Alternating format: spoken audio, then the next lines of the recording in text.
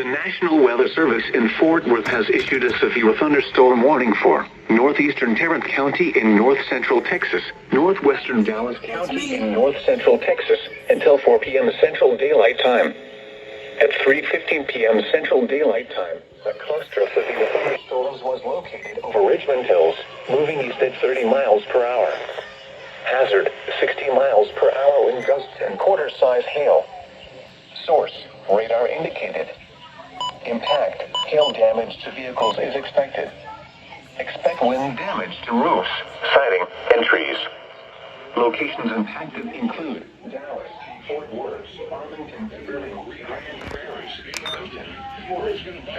Grapevine, Halton City, Keller, Coppell, Hurst, Farmers Branch, Southbridge, Watauga, Colleyville, Addison, Richland Hills, and North Richland Hills.